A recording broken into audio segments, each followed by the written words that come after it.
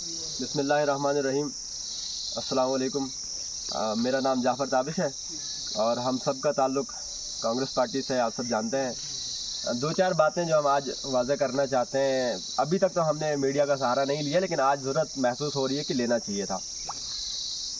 कुछ बातें पार्टी की जानिब से या जो लोग इंदरवाल में, ख़ासकर मुगल मैदान छात्रों में, जो शेख ज़फ़र के साथ या कांग्रेस पार्टी के साथ या उस विजन के साथ जो काम कर रहे हैं, वो अपनी चंद बातें वाज़ा करना चाहते हैं। सबसे पहली बात तो ये कि जब भी हम किसी सियासी नज़रिए के साथ जुड़ते हैं तो हमारा मुखालिफ सिर्फ सियासी तौर पे हमारा मुखालिफ होता है।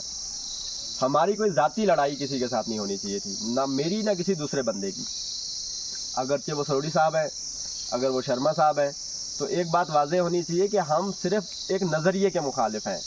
उनकी सोच के मुखालिफ हो सकते हैं, वो हमारी सोच के मुखालिफ हो सकते हैं। अब जैसे कि मिसाल के तौर पर कल शर्मा साहब के जलसे में हमारे एक मौलाना साहब ने बड़ी शदीद, आप कह लीजिए कि गालम गलोच की।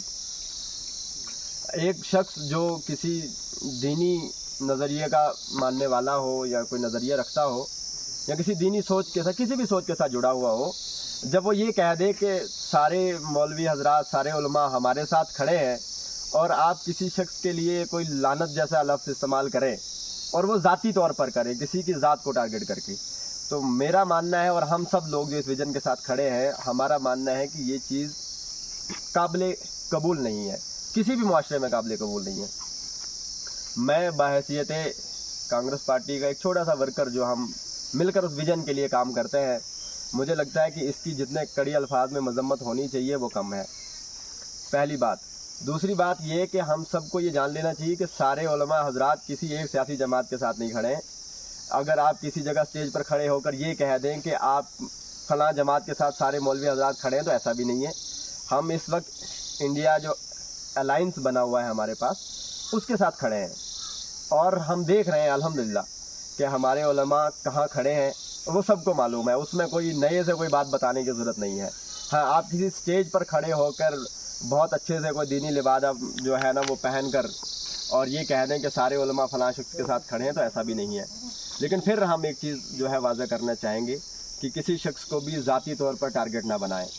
इसके बाद चूँकि मेरा ज़ाती ताल्लुक़ गुज्जर कौम के साथ है, तो मैं दो चार बातें अपनी कौम से अर्ज़ करना चाहूँगा। वो ये कि देखिए, हम सब जिस विज़न के साथ खड़े हैं वो यही है कि मेरी कौम में या हर उस कौम में जो तालीमी एतबार से बहुत नीचे है, जब तक हम लोगों के पास तालीम नहीं आएगी, हमारी गुर्बत नहीं जाने वाली।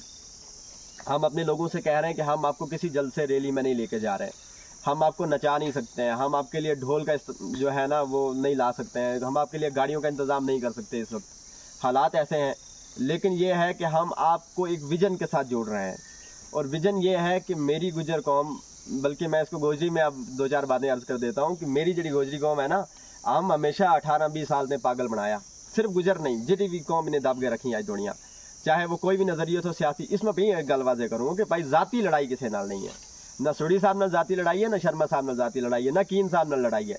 हमारी ज़फरुल्लाह नाल भी कोई ज़ाती